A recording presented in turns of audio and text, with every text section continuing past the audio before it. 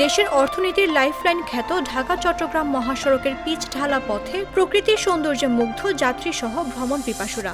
সোনালু জারুল ফুলে বর্ণিল রূপ নিয়েছে ব্যস্ততম জাতীয় এই মহাসড়ক।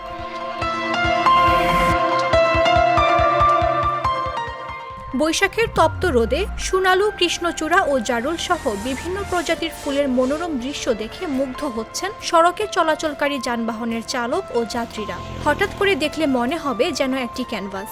এই দৃশ্য ফ্রেম বন্দি করতে এক মুহূর্তের জন্য হলেও থমকে দাঁড়ান প্রকৃতি প্রেমীরা। সড়ক ও জনপথ বিভাগ সূত্র মতে, কুমিল্লার দাউদকান্দি থেকে ফেনী পর্যন্ত এ মহাসড়কে বিভিন্ন প্রজাতির গাছ লাগানো হয়েছে।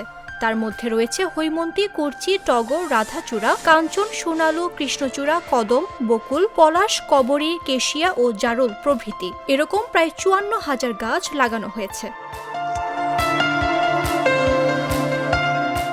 সড়ক ও জনপথ বিভাগ কুমিল্লার নির্বাহী প্রকৌশলী খন্দকার গোলাম মুস্তফা বলেন, মহাসড়কের সৌন্দর্য বর্ধন এবং রাতের বেলায় বিপরীত দিকের গাড়ির হেডলাইটের আলো যেন চালকের চোখে না পড়ে, এজন্য ডিভাইডারে বিভিন্ন ধরনের গাছের পাশাপাশি এসব ফুলের গাছ রোপণ করা হয়েছে। বর্তমানে এসব ফুলের সৌন্দর্য মহাসড়কে চলাচলকারী যাত্রীদের মুগ্ধ করছে। তবে কয়েকটি স্থানে কিছু গাছ মরে গেছে। বর্ষা মৌসুমে নতুন করে সেসব স্থানে বৃক্ষরোপণ করা হবে। এছাড়া সৌজে নিযুক্ত শ্রমিকরা নিয়মিত বিভাজকের গাছগুলো পরিচর্যা করছেন।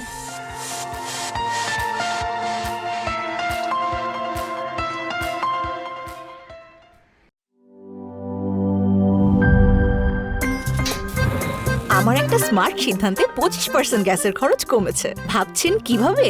সাধারণ গ্যাস স্টোভ বদলে আমি এনেছি আরএফএল গ্যাস স্টোভ। এর সাইন্টিফিক নজল ও ব্রাস বার্নার ক্যাপ সমানভাবে তাপ ছড়িয়ে রান্না করে দ্রুত।